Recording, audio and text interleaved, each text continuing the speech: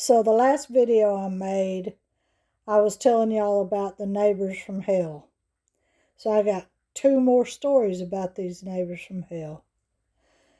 Um, After the fish incident, uh, we noticed that they were having a lot of things delivered. Almost every day there was some delivery truck showing up and dropping off toys and just all kinds of stuff. TVs, just turned out there were 6 adults living in that trailer house and a bunch of little kids. Well, each one of those adults were claiming a mentally disabled issue, and each one was drawing a crazy check. So, 6 adults drawing a check, they had some money, and they were blowing it left and right. Well, one day they had they had a sound system delivered, big old speakers, bunch of stereo equipment, and that night I went to bed at my regular 9 o'clock time because I got up at 4 in the morning. And so I go to bed at 9 o'clock, and I woke up at 1 o'clock in the morning to loud music. Now, our houses are not real close together, but it was loud. And I could mostly just hear the bass. Boom, boom. Well, I got no more sleep that night. The next day, I'm pretty sure my butt was dragging on the ground behind me at work. Anyway, so I got home just before dark, and I go over to the neighbors from Hell house, and I knock on the back door, and just like before, there was a whole bunch of racket, like people running. Hell, they might have even been moving furniture. I don't know. Anyway, Donnie himself comes to the door. And he just opens the door just enough for him to slide out sideways. And he slammed the door real quick like he thought I was going to rush him and get into his house. I didn't want in his house. But anyway, he goes, "What do you want?" I was kind of taken aback. But I responded neighborly, and I, explained I get up at 4 in the morning. If you could keep the music down, I'd really appreciate it. And he went into a rant. And he was like, "You might as well get used to that music, because we're about to have 20,000 people a night out here. And that's going to be a lot of noise. You're just going to have to get used to the music." Well, I got to tell you, I saw red. Y'all have never seen me mad, but my mouth gets to going. Anyway, I don't remember what I said to the dude, but whatever I said to him, when I walked away, he looked pretty stunned.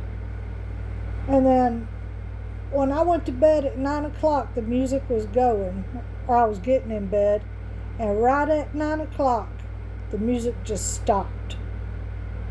And then the weekend rolled around. Well, I was thankful that it stopped. I got some good sleep the rest of the week.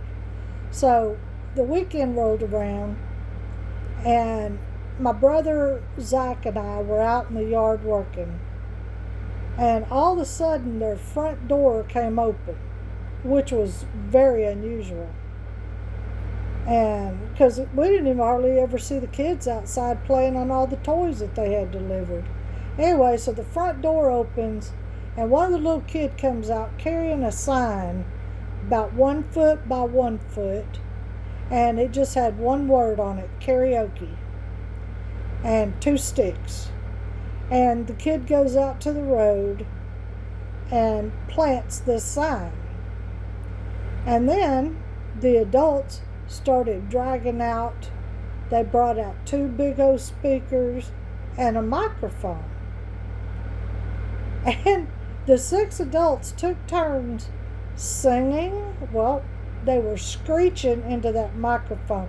It was horrible. It sounded terrible. Anyway, like I'm one for criticizing somebody else's singing. I can't carry a note in a bucket. Anyway, and they were going out to the road and waving at people and trying to wave them into the property. So for hours they're out there singing, and me and Zach, we just sat down in the lawn chairs under the oak tree, big oak tree, and we just watched them. The Neighbors from Hell had an audience. Me and Zach watched 20,000 people that day ignore the Neighbors from Hell. So that was the end of that music issue. I didn't hear the music no more because nobody showed up for them. I almost felt sorry for them. So anyway, some time rolled on, and we had no interactions with the Neighbors from Hell. They left us alone. We left them alone. And again, weeks later, Zach and I are out in the yard doing something, and we saw Donnie over there doing something. He had backed his truck up to this dead pine tree, and this pine tree was about 100 foot tall, and he was doing something at the bottom of that tree. And then he got in the truck and inched forward. Oh, that's what he was doing. He was tying a chain to the bottom of that tree. And he got out there about 50 foot and got to the end of the chain. And I told Zach, I said, Lord have mercy. He pulls down a 100-foot tree with a 50-foot chain. He's going to get some tree. So anyway, Donnie gets to the end of that chain, and he's revving the engine. Those tires are spinning, and he's giving it more gas, and nothing's happening. So he backs up to the tree and just punches it. And he caught the end of that chain. The tree didn't budge, but it pulled the bumper off of his truck. So he gets out of the truck, and he gets the bumper and the chain and all that. He moves it to the side, and he turns the truck around and nudges the tree. He's pushing on this tree with the truck, and nothing's happening. And then he backed way up. This is a 6-acre property, and he backs way up, probably 500 feet. Well, between 400 and 500 feet. And he backs way up, and Zach said, surely he's not going to do that. And I said, I think he is. He was that 500 feet away from the tree, and he punched it. And when he got to that tree, I don't know how fast he was going. He hit that tree, and he hit it hard. And whenever he hit it, his face smashed into the steering wheel. The top of his head cracked the windshield, and the tree did budge. When he hit that tree leaned away from the truck. But at a certain point, the tree popped back. And whenever it popped back, the top of that tree broke off. And it broke off on the side where the truck was. And the top of that tree starts falling. And it was like tree was raining down on that truck. First the little limbs were hitting it, and then a little bit bigger limbs, and he's in the truck. And I'm watching that top of that tree come down, and on the way down, it was catching every limb on that side of that dead tree. And just limbs just kept raining down on that truck, and it was beating the hell out of that truck. Thankfully, when the top of the tree finally hit the truck, it didn't go through and kill him. But it hit the top of that truck and dented it in. That truck was so dented up, it was amazing.